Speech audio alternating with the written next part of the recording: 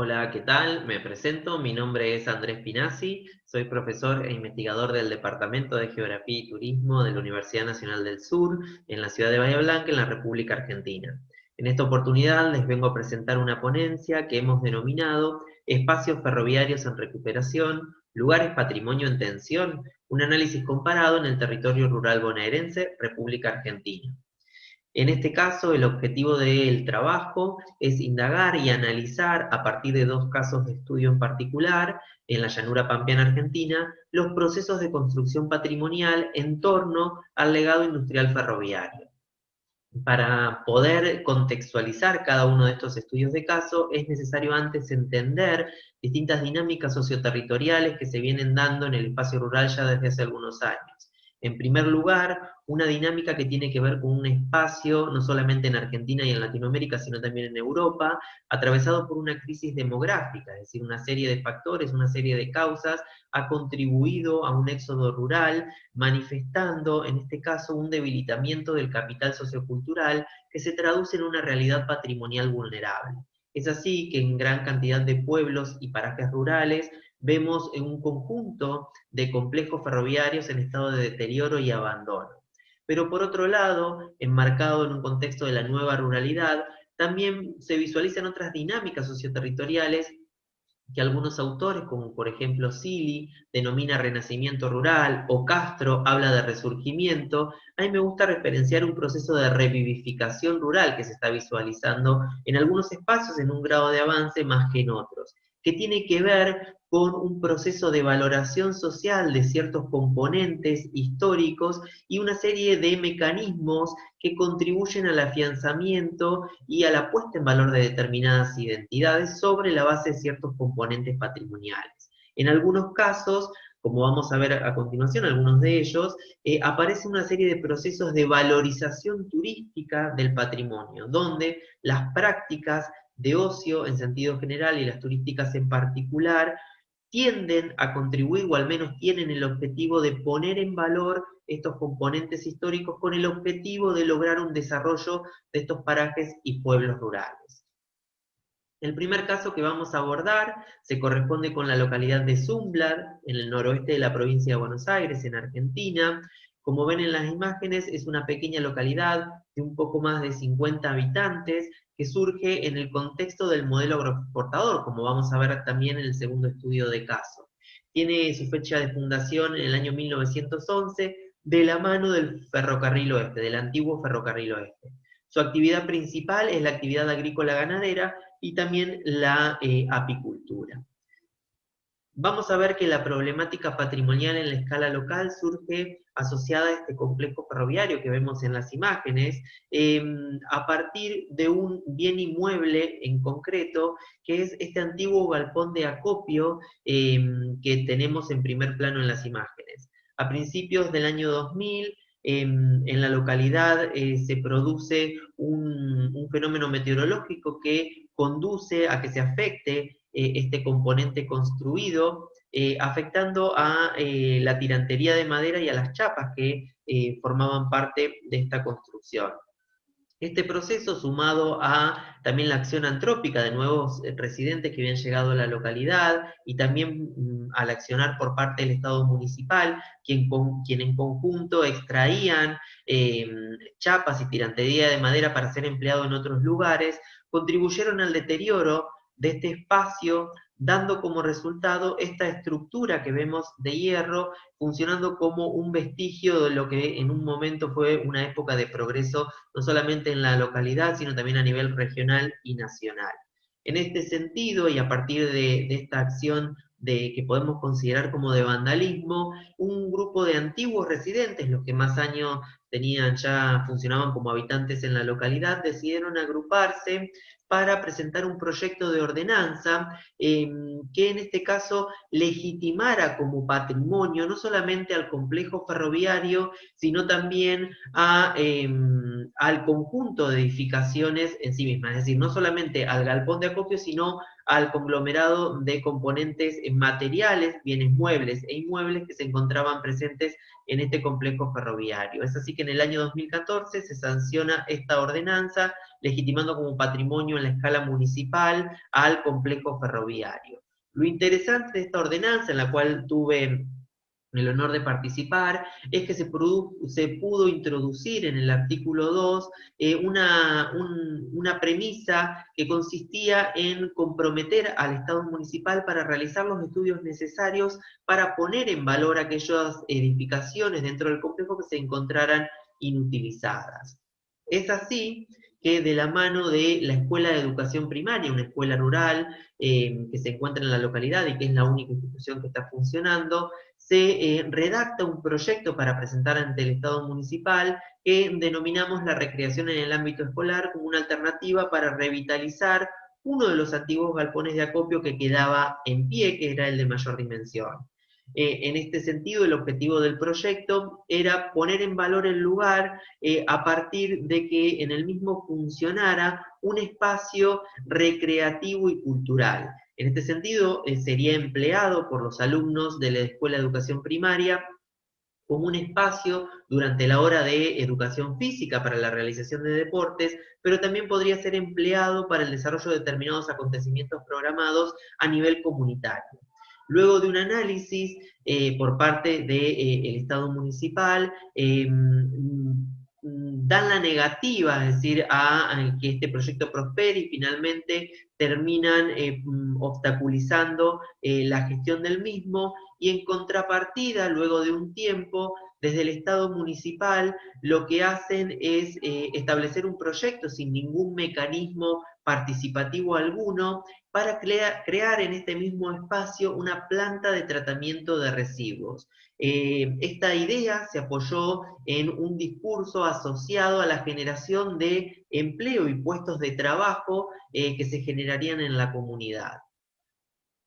En este sentido, si bien en un primer momento esta iniciativa no prosperó entre la percepción de los vecinos, entre la percepción de los residentes, dado que había una parte de la comunidad que se oponía, aludiendo a ciertas cuestiones medioambientales que podrían producirse a partir de la instalación de esta planta de tratamiento de residuos, finalmente logra alcanzar el consenso y a partir del año 2019 y después de un tiempo también, se pudo poner en marcha. Pero bueno, ¿cuál fue el desafío? Este espacio se encontraba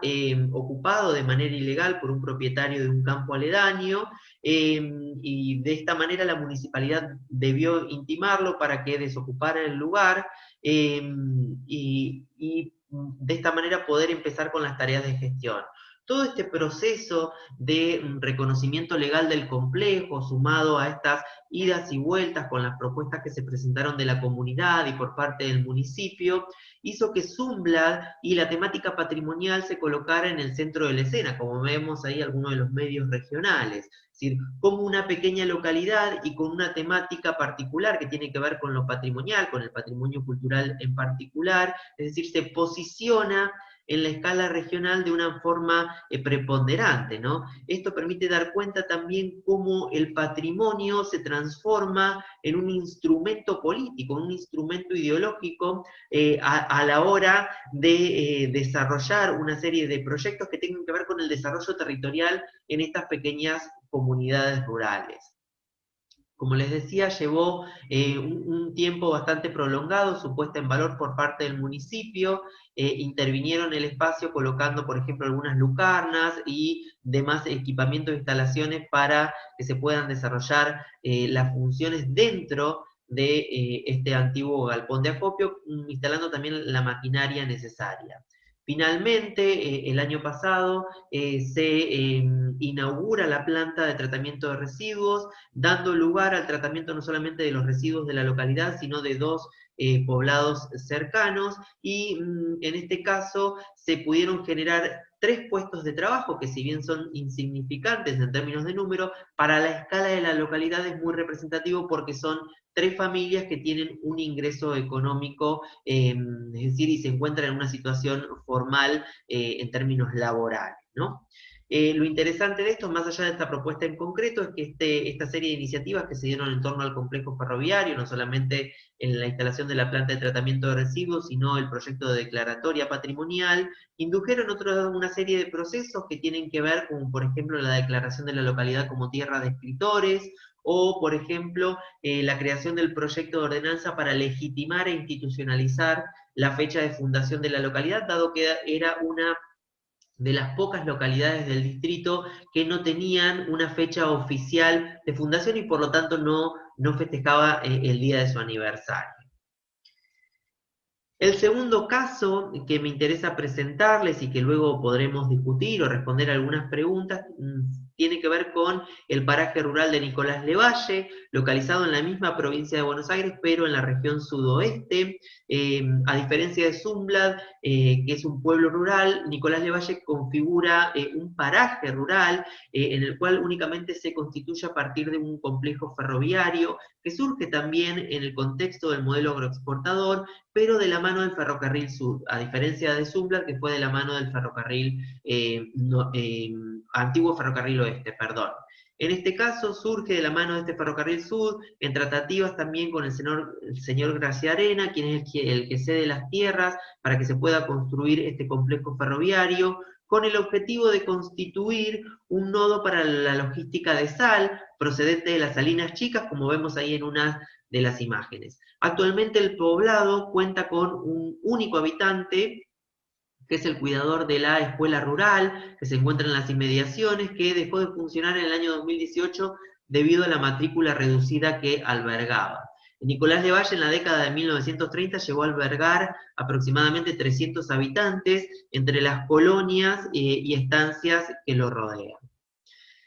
Este complejo ferroviario que veíamos ahí en imágenes se encontraba en estado de deterioro y abandono hasta que en el año 2014 un grupo de antiguos residentes decidieron agruparse para crear el Centro Cultural Estación Nicolás Levalle, generando distintos usos y prácticas sociales en torno al complejo. Como es el caso, por ejemplo, que vemos ahí en las fotografías del Museo del Trabajo, creado en las antiguas salas de espera y expedición de pasajes. En este museo se activan distintos repertorios y discursos patrimoniales que tienen que ver con la reivindicación de las actividades económicas del lugar, con historias genealógicas del paraje y también con la reivindicación de las historias de vida asociadas al ferrocarril y la actividad férrea, es decir, que tuvo lugar durante el contexto del modelo agroexportador y que fue tan relevante no solamente para la región, sino también para el país. En la antigua oficina del jefe de estación se creó un salón de té, es decir, donde en día domingo, una vez al mes, se presta el servicio de té como una forma alternativa de obtener ingresos económicos para reinvertir en el complejo ferroviario. En el primer piso, en la antigua vivienda del jefe de estación, se creó una sala de exposición denominada La Estafeta, también en ese que tiene que ver con esta activación en torno al discurso generado que reivindica la función del ferrocarril, ¿no? Donde funciona este espacio como un lugar para la exposición de distintas muestras temáticas por parte de distintos artistas de la región. También en cercanías de las antiguas viviendas de los empleados ferroviarios se pone en valor y se activa un discurso a partir de este espacio denominado Villa Pajarito que tiene que ver con la reivindicación de un proyecto que gestó una de las docentes de la escuela primaria del paraje durante la década de 1960, donde de manera participativa se crearon en este caso pequeñas cajas y casitas de madera para hacer morada de los pájaros, reivindicando una historia personal de quienes integran la Asociación de Amigos de la Estación Levalle, pero que también le permite revivir a los visitantes que acuden a este espacio y revivir parte de sus historias personales, ¿no? En cercanías a Villa Pajarito, también en una de las antiguas viviendas, se creó la Casa de la Golondrina, es decir, un espacio destinado de manera creativa a la difusión de las aves endémicas de la región. Y una de las últimas intervenciones, también en otra de las viviendas de los antiguos trabajadores ferroviarios, es la creación de un espacio en el cual se activan ciertos discursos que tienen que ver con las historias personales de los miembros de la asociación, pero que también permiten rememorar ciertas historias colectivas, que tienen que ver con la puesta en valor de ciertas identidades en torno a ciertos personajes, juegos y juguetes que fueron representativos durante la infancia de estos integrantes trabajadores, ¿no?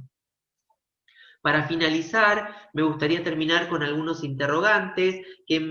pueden traer a colación y comparar estos casos que les he presentado, pero que también pueden ayudar a pensar en otros casos similares en el contexto no solamente argentino, como decía hoy, sino también latinoamericano y europeo, que tiene que ver en torno a qué repertorios patrimoniales se activan, es decir, este rol que adquiere el legado industrial ferroviario que representa una determinada identidad que hoy en día forma parte de esos espacios de representación, del espacio vivido por parte de estos integrantes, de las comunidades, y que le permite también generar una valoración social para con estos componentes porque configuran historias que son individuales pero colectivas a la vez, ¿sí? Por otro lado, cabe plantear cuáles son los discursos patrimoniales que cobran protagonismo. Si veíamos en el caso de Nicolás Levalle esta revivificación de ciertos repertorios patrimoniales que tienen que ver con las historias de las actividades económicas de los lugares, con las historias genealógicas, pero en ambos casos aparece esta cuestión de reivindicar, y nuevamente en relación con la pregunta anterior, esta cuestión de el ferrocarril y el dinamismo que otorgaba a estas pequeñas comunidades, es decir, como un inductor, como un motor económico de otras actividades. Después tenemos que analizar cuáles son los actores sociales que entran en juego y cuáles son sus intereses asociados, es decir, un primer caso en Zumblad con una relevancia y una preponderancia del Estado municipal como un actor social dominante y la comunidad adquiriendo un rol más pasivo que luego se acopla a esa idea base y esa propuesta por parte del municipio. Mientras que en el caso de Levalle, la comunidad como un actor social clave, es decir, como promotor de esos procesos de patrimonialización, tratando de reconstruir y de afianzar un sentido de lugar que a causa de estos procesos que se están dando en el espacio rural tienden a perderse, tienden a ir difuminándose estas historias de vida. ¿Y qué tensiones y problemáticas se generan? Es decir, ¿aparecen las tensiones intracomunitarias en estos procesos? Y claramente que sí, es decir, el accionar cotidiano en estos procesos de gestión patrimonial evidencia que entre los mismos actores sociales que entran en juego se generan rispideces, tensiones y problemáticas que en algunos casos terminan obstaculizando el propio proceso de puesta en valor y construcción patrimonial, donde también se visualizan algunos obstáculos o problemáticas que tienen que ver con los recursos disponibles para refuncionalizar estos espacios, para ponerlos en valor, y es donde aparecen los recursos económicos, financieros como clave, es decir, recursos económicos que son escasos para poner en valor grandes complejos ferroviarios que demandan, es decir, gran cantidad de dinero, de inversión, para poner en estos lugares y poder reactivarlos. Y por último, creo que una pregunta clave resulta no solamente para estos casos, sino para tratar de repensar en cada una de las propuestas que se han ido presentando en esta jornada, en este congreso, que tiene que ver con cómo repensar nuevos abordajes del patrimonio, es decir, salir de esa mirada convencional, de esa forma instituida, que lo patrimonial es solamente lo monumental, que tiene un valor universal excepcional, y tratar de repensar nuevas categorías conceptuales, como la de espacio vivido, la de espacio vivido patrimonial, la de lugares patrimonio, es decir, que tienen un fuerte peso y un anclaje preponderante en la ciencia geográfica, que pueden ayudar a pensar o a repensar estas nuevas formas de abordaje del patrimonio en general y del patrimonio cultural en particular. Para terminar, me gustaría terminar con una imagen que es de la localidad de Zumblad y relacionar un poco con lo que establece Milton Santos, quien establece o considera que el paisaje se configura en algunos casos por formas viudas, ¿no? Donde de manera poética el autor alude a estas formas del espacio que han perdido su uso, que han perdido su funcionalidad y que se tornan obsoletas y quedan en estado de abandono. Entonces, ¿de qué forma podemos repensar desde la academia y desde la gestión nuevos abordajes, nuevas miradas, nuevas formas de asignarle una funcionalidad? Y en este caso creo que el concepto de comunidad adquiere un rol clave, es decir, pensar en la comunidad, pensar en la sociedad local, no solamente como destinataria de estas propuestas, sino como promotora e inductora, que no quede en un maquillaje discursivo esta participación ciudadana, esta participación comunitaria, es decir, tenemos que pensar a la sociedad local, a la comunidad, como clave durante todo este proceso de construcción patrimonial. Creo que logrando el compromiso, ¿sí? La participación, pero con lo que implica el concepto de participación, se podrá llegar a buen puerto con este tipo de iniciativas, como vemos en el antiguo galpón de acopio, que está sufriendo un proceso que se encuentra en ciernes, pero un proceso de revitalización que a pequeña escala permite dar indicios de que es posible llevar a cabo este tipo de iniciativas. Desde ya les agradezco por la atención y quedo atento a cualquier consulta o inquietud que se presente. Muchas gracias.